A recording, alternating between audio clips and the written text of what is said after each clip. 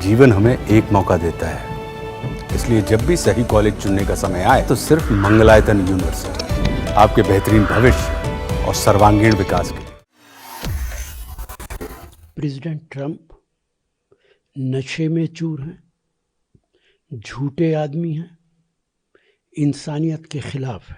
Israel और America मिल के Iran को ख़त्म करना चाहता है, जैसे इराक को किया, जैसे लीबिया को किया, जैसे सीरिया को किया है।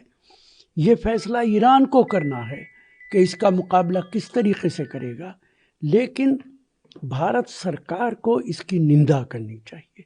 भारत सरकार क्यों खामोश है?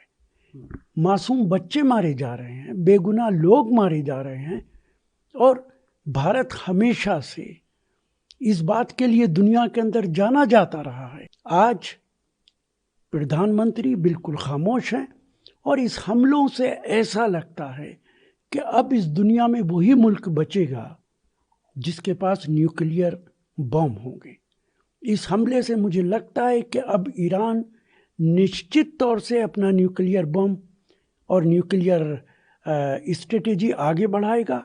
न सिर्फ ईरान बल्कि दूसरे मुल्क भी ये सोचने पर मजबूर होंगे कि अगर उनके पास न्यूक्लियर बम ना हुआ तो अमेरिका कभी भी हमला कर सकता है। देखिए, प्रेसिडेंट ट्रंप नशे में चूर हैं, झूठे आदमी हैं, इंसानियत के खिलाफ है। अभी उन्होंने कहा था कि 2 हफ्ते के बाद हम तय करेंगे, लेकिन जब उन्होंने कहा था कि 2 हफ्ते के बाद तय करेंगे, तभी ये अंदाज़ा हो गया था कि वो ईरान को धोखा देने का काम कर रहे हैं और किसी वक्त भी हमला कर सकते हैं। इसराइल और अमेरिका मिल के ईरान को ख़त्म करना चाहता है, जैसे इराक को किया, जैसे लीबिया को किया, जैसे सीरिया को किया है। ये फैसला ईरान को करना है कि इसका मुकाबला किस तरीके से करेगा, लेकिन भारत सरकार को इसकी निंदा करनी चाहिए। भारत सरकार क्यों खामोश है? मासूम बच्चे मारे जा रहे हैं, बेगुनाह लोग मारे जा रहे हैं, और भारत हमेशा से इस बात के लिए दुनिया के अंदर जाना जाता रहा है कि वो उन मुल्कों की हिमायत करता है जो सही बात करते हैं। जिन मुल्कों के साथ जुल्म होता है, भारत उनके साथ खड़ा हो जाता है, चाहे वो साउथ अफ्रीका हो और चाहे वो इसी तरीके के कोई दूसरे मुल्क हों।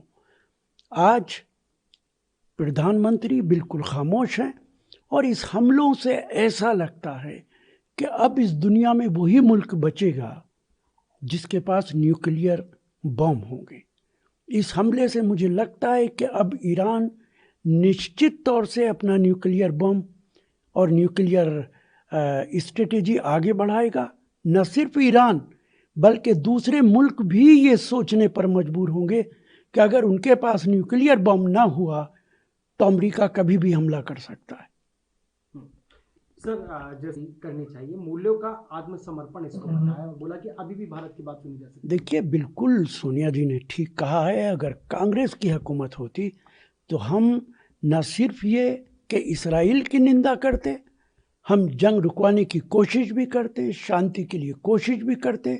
नतीजा क्या निकलता वो एक अलहदा चीज़ है, लेकिन हम अमेरिका की भी निंदा करते और इसराइल की भी निंदा करते। गाज़ा के अंदर बेगुनाह बच्चों को मारा जा रहा है, खाने का लालच देकर लोगों को बुलाया जाता है और फिर उन पर गोलियां चलाई जाती हैं।